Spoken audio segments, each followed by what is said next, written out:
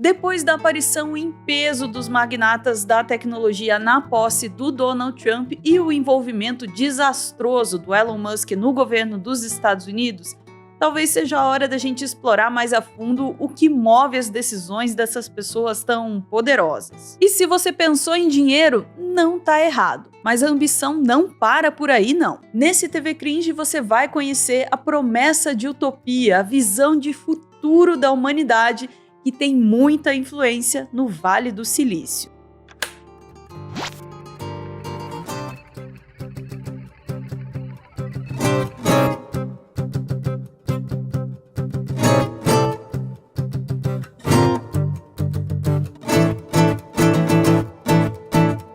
Nas décadas de 1940 e 1950, havia muito otimismo sobre o progresso da tecnologia, que seria capaz de resolver todos os problemas da sociedade. And now we see an enlarged section of 1960s express motorway.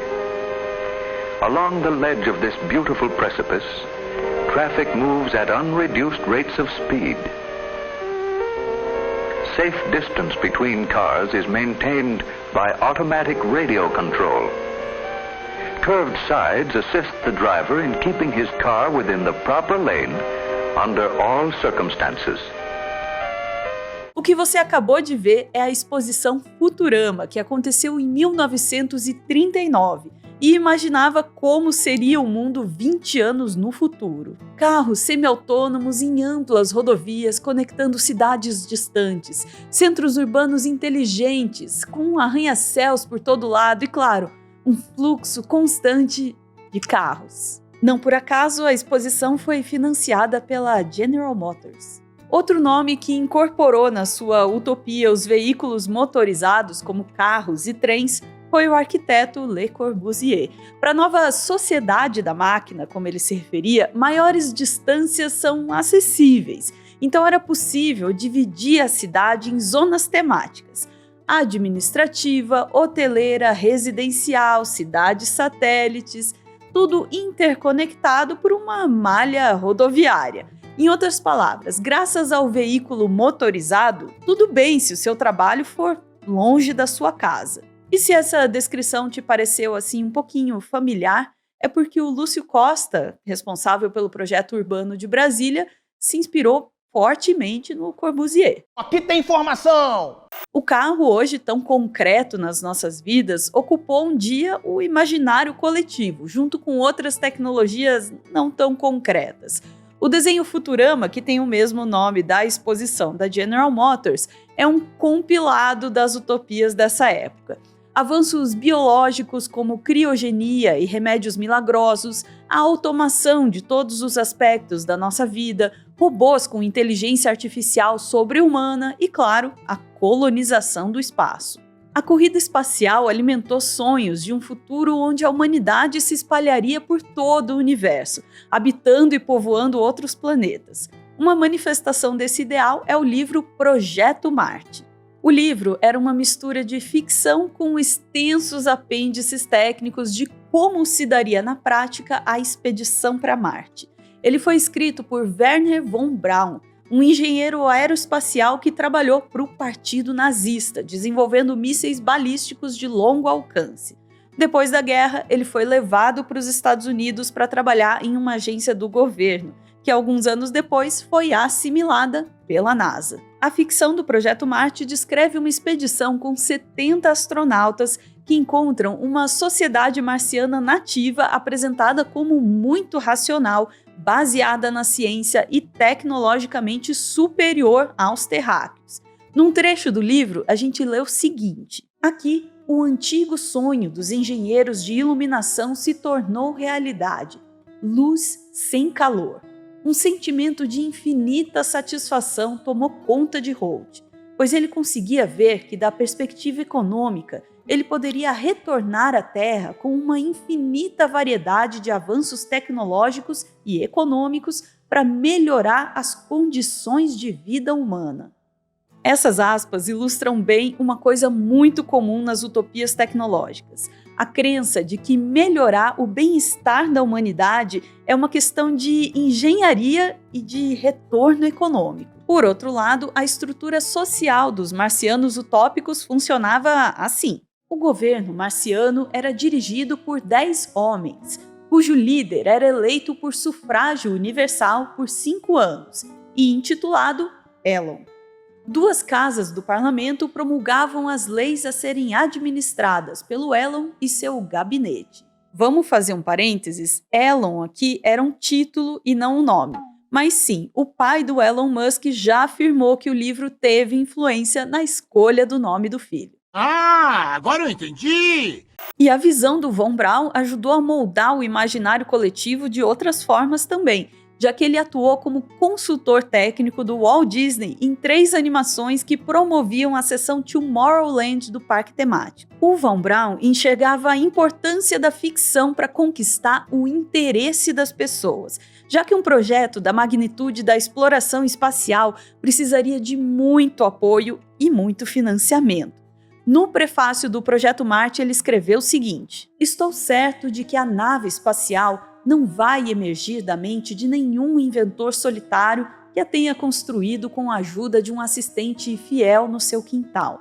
Somente com o esforço conjunto de milhares de engenheiros e cientistas de diversas áreas, isso pode se tornar realidade." Curiosamente, na lista de utopias tecnológicas que têm a ambição de revolucionar a humanidade, tem uma onde costumam dizer que ela vai surgir assim, meio do nada. The Thinking Machine. I confidently expect that within a matter of 10 or 15 years, something will emerge from the laboratories which is not too far from the robot of science fiction fame. Como assim a IA vai emergir de um laboratório? O campo da inteligência artificial sempre foi cercado por metas ousadas e prazos otimistas. Desde a década de 1950, se prometia uma máquina pensante que estaria, logo ali na esquina, tá? Só mais 72 horas. E hoje, com modelos de linguagem como o ChatGPT ou agentes de IA como humanos, a gente está repetindo esse ciclo, falando que em breve, daqui uns 10 anos, a gente vai ter uma IA tão inteligente quanto o ser humano. Ou quem sabe, até mais inteligente. E quando essa máquina surgir, ela supostamente será o santo grau, a resposta para todos os problemas da humanidade. Salve, comitê! A gente está falando sobre as ideologias que embasam aí o projeto de utopia dos magnatas do Vale do Silício. E eu queria perguntar uma coisa para vocês. Vocês já pararam para pensar que tudo que a gente usa tem embutido em si uma ideologia? As pessoas costumam falar muitas vezes que a tecnologia é neutra, são apenas objetos. Vocês acreditam nisso? Vocês param para pensar nisso no cotidiano?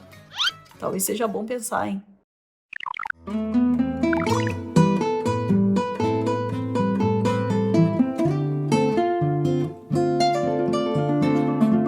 Assim como a iogurteira Top Term, a inteligência artificial pode fazer tudo o que você imaginar.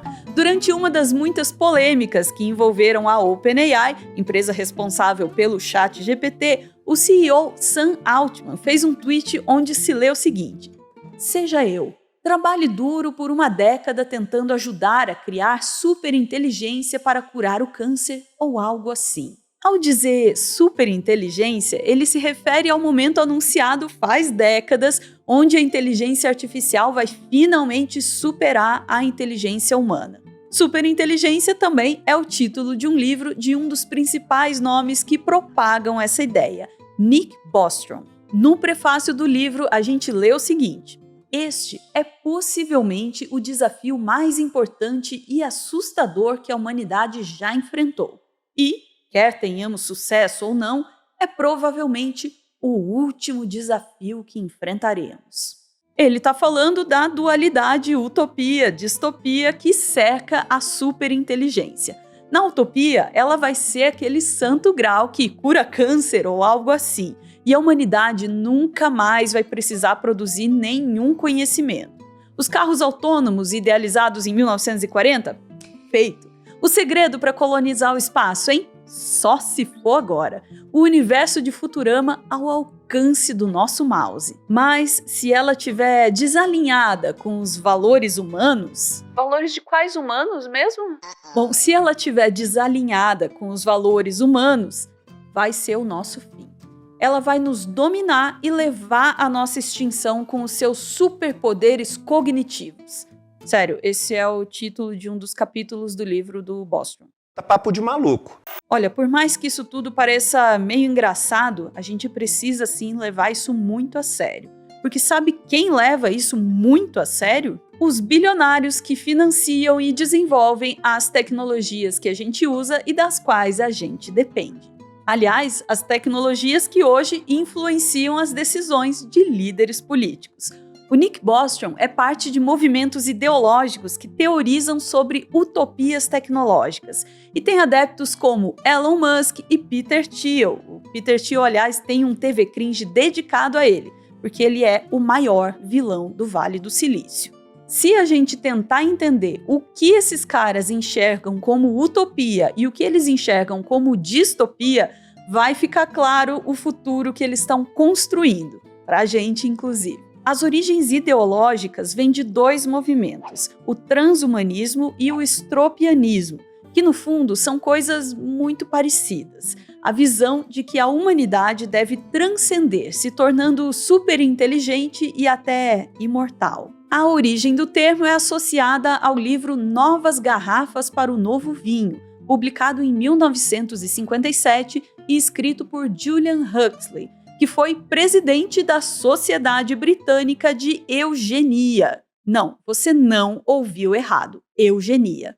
O livro é uma mistura de ideias, incluindo políticas que controlem o tamanho da população e garantam a qualidade dos indivíduos, que o progresso não pode ser influenciado por coisas efêmeras, como religião e cultura, que é através da racionalidade que nós vamos transcender. Olha, sobre isso tudo, eu só tenho um comentário. Não existe razão pura, tá?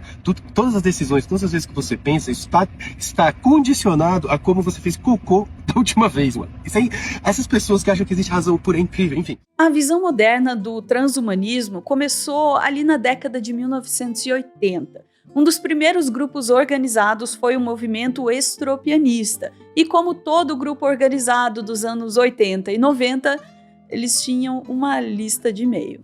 Pois é, vazou dessa lista um e-mail enviado em 1996 pelo Nick Bostrom, advogando em favor de fazer afirmações objetivas e até repugnantes, desde que a lógica esteja correta. E aqui eu vou ter que pedir desculpas pelas palavras que eu vou proferir a seguir. São palavras do Nick Bostrom e são absolutamente horríveis.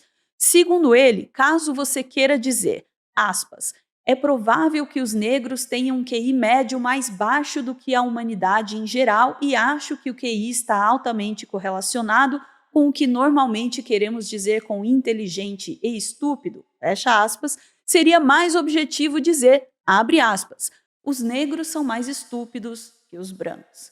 Fecha as horrorosas aspas. E na sua tentativa de pedir desculpas em 2023, o Bostrom preencheu aquele velho bingo. Saca só, teve eu até dou para organizações voltadas para a população negra. Também teve eu não sou um especialista para afirmar se existe mesmo uma diferença genética.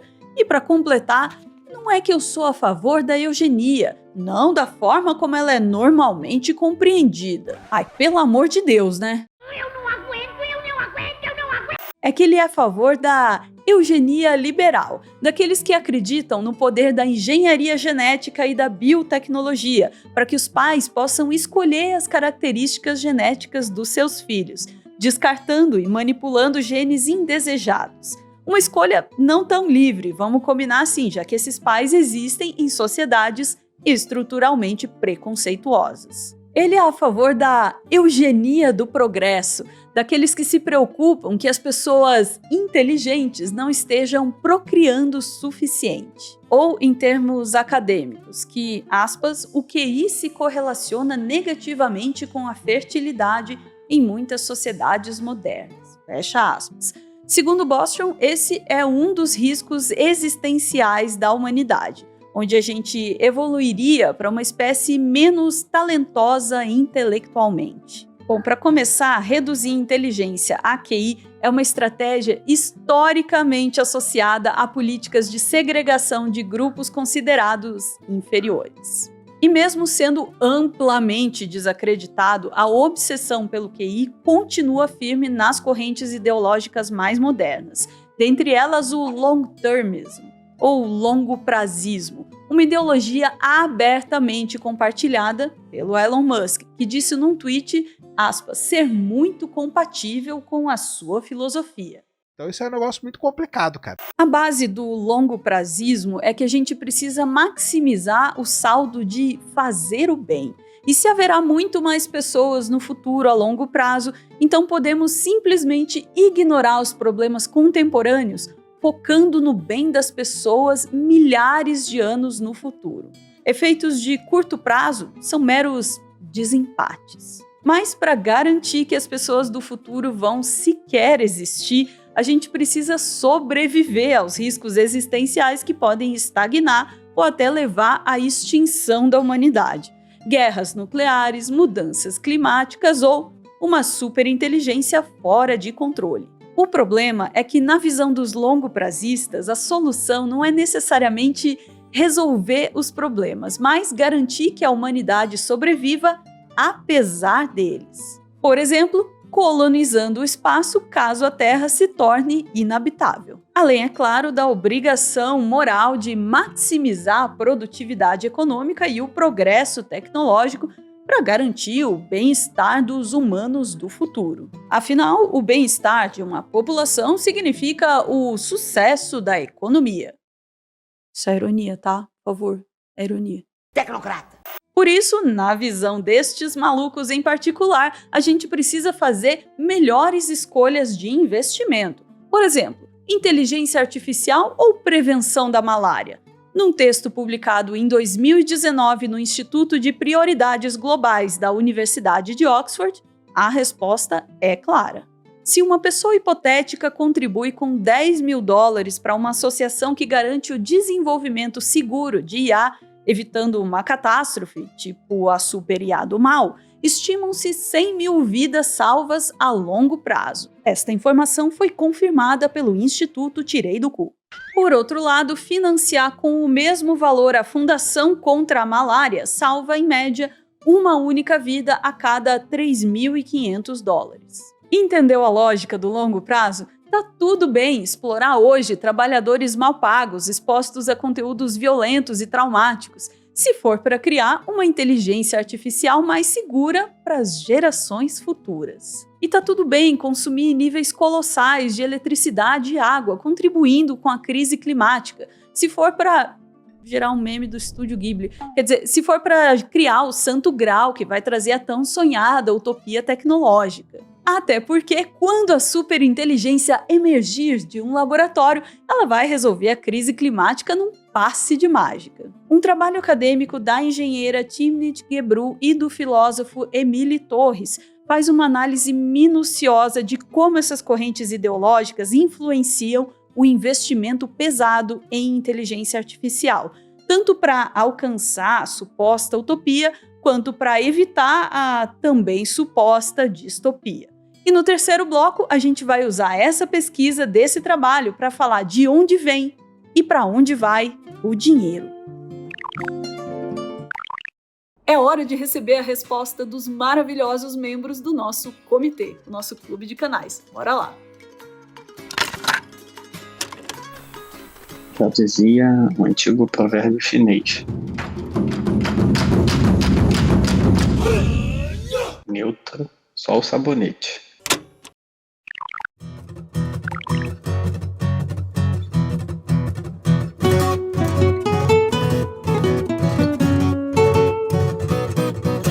Basically a secular religion that aligns very well with large corporations that we're seeing right now and the billionaires who are funding this movement, because you're not telling them that they shouldn't be billionaires or they should just give away their resources right now for people who exist right now. You're telling them that they need to be involved in this endeavor to save humanity from some sort of global catastrophic risk. Em 2010, um game designer e neurocientista chamado Denis Hassabis teve a oportunidade de se reunir com o Peter Thiel no Singularity Summit, um evento financiado pelo Thiel para discutir os riscos existenciais da superinteligência.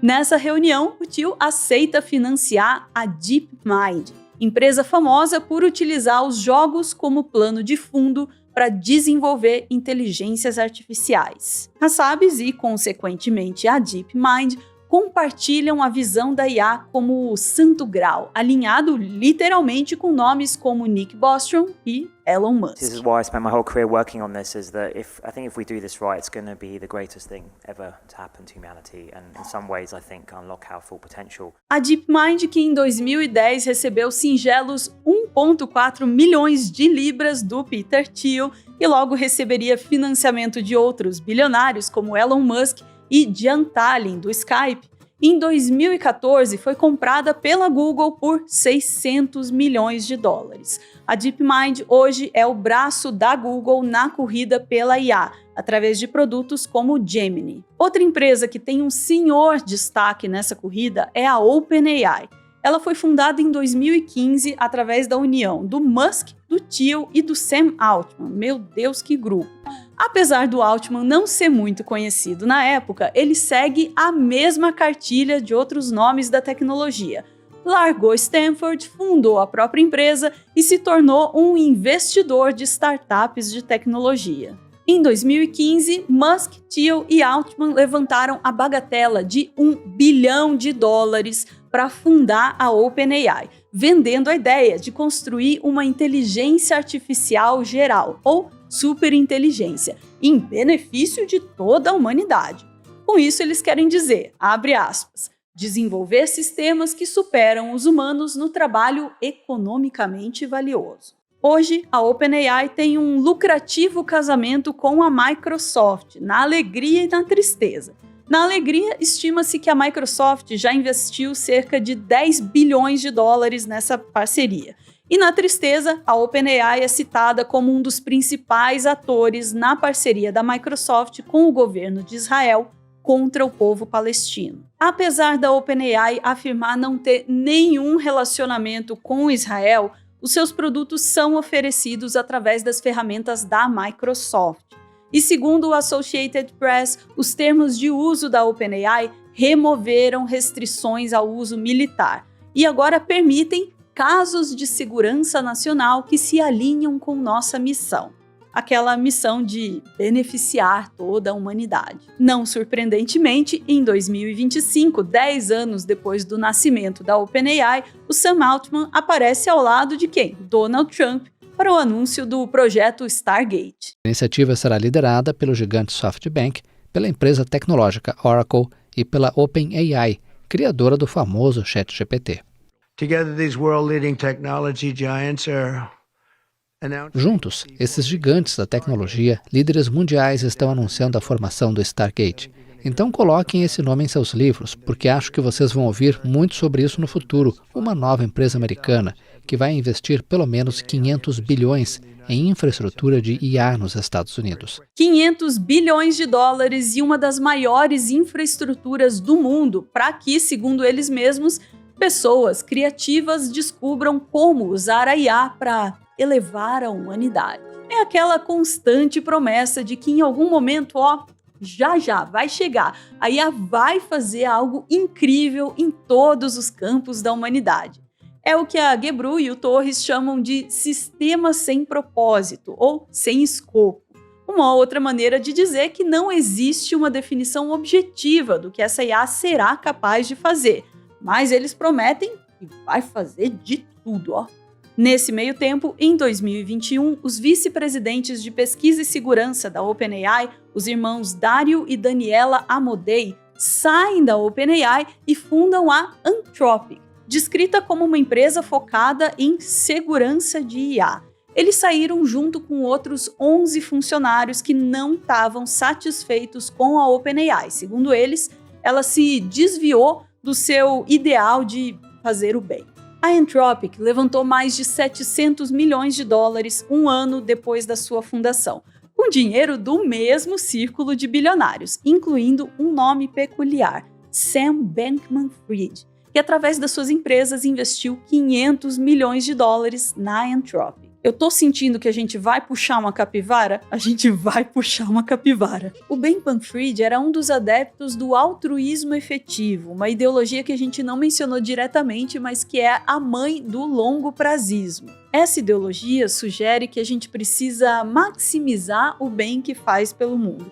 Uma das práticas sugeridas é ganhar muito dinheiro para poder fazer o bem. A filosofia ganhe para dar, conhecida no Brasil como primeiro a gente faz crescer o bolo e depois a gente divide. Uma economia que diz que precisa primeiro estabilizar, depois crescer, depois distribuir, é uma falácia. E tem sido uma falácia. Deputado. Nem estabiliza, cresce aos solavancos e não distribui. Pois bem, o Bankman-Fried ganhou realmente muito dinheiro e hoje está na prisão condenado a 110 anos por fraude e lavagem de dinheiro através da sua empresa de criptomoedas. Obviamente, os membros do altruísmo efetivo ficaram horrorizados com as ações do Bankman-Fried, incluindo um dos fundadores da ideologia, o filósofo William MacAskill, que tuitou o seguinte: eles abandonaram completamente os princípios da comunidade do altruísmo eficaz. É claro, diferentemente de todos os outros bilionários que compartilham da ideologia de acumular riqueza, que são todos muito bonzinhos, o que o Bankman-Fried fez foi muito feio. Mas voltando para a Anthropic, o resultado do investimento de caridade do altruísta Bankman-Fried.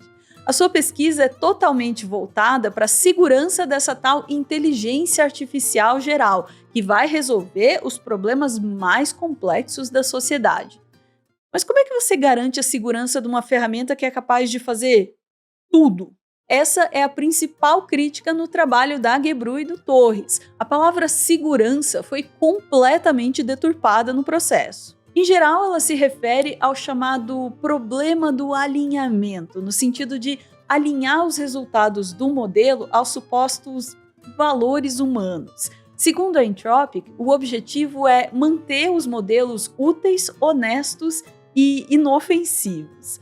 Não à toa, palavras muito subjetivas, né? Afinal, útil para quê? E inofensivo para quem? Na prática, o argumento da segurança é usado como justificativa para quem deve liderar o mercado. Quais valores devem estar na prometida superinteligência? Os da grande democracia da liberdade, que é os Estados Unidos, ou do governo tirano bicho-papão da China, hein? Não é segredo. Pois é, por anos a gente viu as Big Techs tentando tornar as redes sociais inofensivas. E a gente sabe muito bem para onde isso leva, né? Agora, com a inteligência artificial, a gente vai cair mais uma vez nessa balela? Eu poderia citar exemplos de como a inteligência artificial é hoje uma plataforma de poder dos maiores bilionários da atualidade. Por exemplo, o Elon Musk, que saiu do papel de investidor e abriu a sua própria empresa, a XAI. Mas eu acho que já deu para entender que se a busca pela superinteligência um dia foi algo de nicho, hoje definitivamente não é mais. Utopias tecnológicas têm dominado o imaginário coletivo desde que a gente se entende por gente. Mas na hora de concretizar é preciso uma boa dose de realidade. Seria muito fácil se o bem-estar da humanidade fosse só uma questão de engenharia, né? Se fosse só desenvolver uma ferramenta toda poderosa que resolve tudo num passe de mágica. Na realidade, aqueles que lideram a construção das nossas utopias são motivados por um sistema de ideologias com ligações diretas a políticas eugênicas do passado. E assim como seus antecessores, eles dominaram e deturparam áreas de pesquisa reais para legitimar a construção do seu projeto de futuro. Mas vamos encerrar esse vídeo numa nota positiva? Se der. Eu quero deixar aqui a mensagem da jornalista Carol Cadwalader, que foi sistematicamente perseguida judicialmente quando em 2019 denunciou o papel fundamental do Facebook no Brexit. Em 2025, ela retornou ao palco do TED Talks e dobrou a aposta de que a gente pode e deve sim denunciar e resistir ao projeto de mundo dos magnatas da tecnologia. In 2019, I came here and I called out the gods of Silicon Valley. I was wrong. Sam Altman, Mark Zuckerberg, Elon Musk, you are not gods. You are men and you are careless.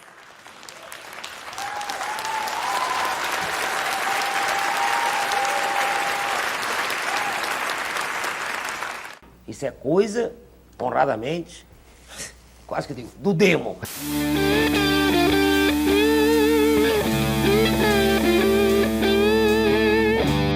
Muito obrigada por ver esse vídeo até o final. Quem apoia a TV Cringe aparece aqui no finalzinho para passar o seu recado e homenagear quem ama. Se você quiser fazer parte do nosso comitê, é só ir até a página do canal e clicar no botão Seja Membro. A Clara fez isso e hoje ela tá aqui para mandar o recado dela.